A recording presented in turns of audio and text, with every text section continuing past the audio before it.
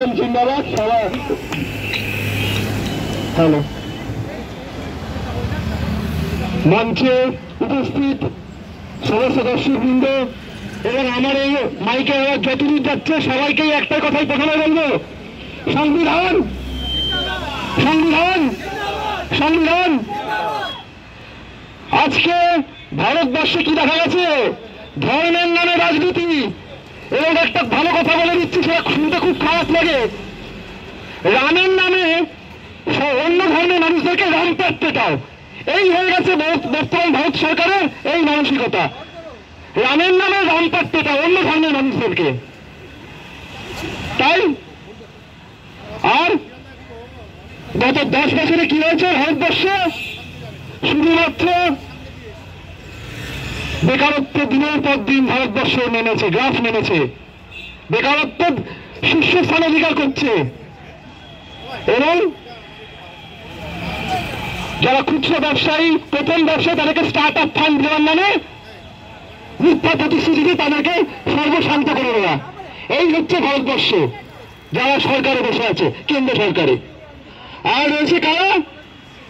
যারা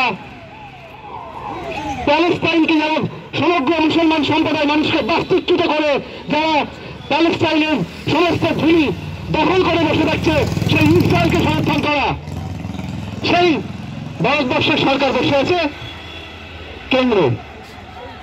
আজ এর বিরুদ্ধে আমাদের সকলের প্রতিবাদ একটাই, যে সে নয়টি হিন্দু রাষ্ট্র। আজকে দেখুন সকলে আসামে এনআরসি এর নাম করে যাদেরকে বাস্তুচ্যুত করা হচ্ছে, তারা কিন্তু কেউ মুসলিম ধর্মের না, তারা হিন্দু। হিন্দুদেরকে সিএ এনআরসি নামে বাস্তুচ্যুত করা হচ্ছে। শুধুমাত্র কয়েকটি কতিপয় রাজ্য ভারতবর্ষকে শাসন করে চলেছে।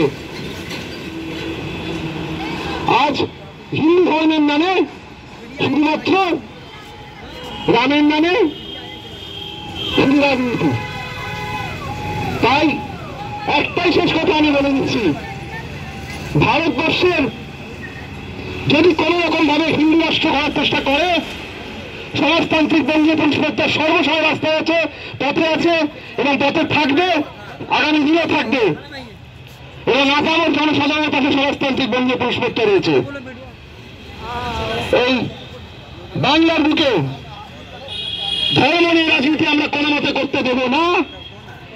এই বাংলা হলো কবিগুরু রবীন্দ্রনাথ ঠাকুরের বাংলা, এই বাংলা হলো মাইকেল মধুসূদন দত্তের বাংলা, এই বাংলা হলো ঈশ্বরচন্দ্র বিদ্যাসাগরের বাংলা, এই বাংলা হলো স্বামী বিবেকানন্দের বাংলা।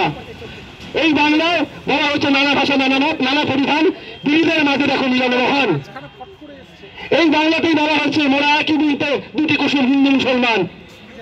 সুতরাং এই বাংলায় এইরকমই সমাজ থাকবে, যে সমাজে একই থালায় বসে হিন্দু এবং মুসলমান ভাইরা ভাত খাবে। এটাই আমরা তৈরি করব, এটাই শেষ কথা। তাই পরিষ্কার বলে দিচ্ছি, কেন্দ্র সরকারের সমস্ত জায়গায় সরকারের ক্ষমতা আছে। শুনে রাখো তোমরা, আজকে ধর্মের নামে রাজনীতি শুরু করেছো, আজকে তোমরা গতিতে রয়েছো, সেই গতি কিন্তু উল্টাতে তোমাদের বেশি সময় লাগবে না। সাধারণ মানুষ যেদিন তোমাদের ভোট দেবে না, ভোট যেদিন তোমাদের প্রদান করা থেকে বিরত হবে, সেদিন তোমাদেরকে কিন্তু সেই সরকার ছেড়ে, দিল্লির পকেট ছেড়ে সম্পূর্ণরূপে আরেক সাগরের পথে তোমাদের যাত্রা করতে হবে। এটাই শেষ কথা। ইনকিলাব জিন্দাবাদ, সমাজতান্ত্রিক বঙ্গীয় পরিষদ জিন্দাবাদ। জয় ভারত।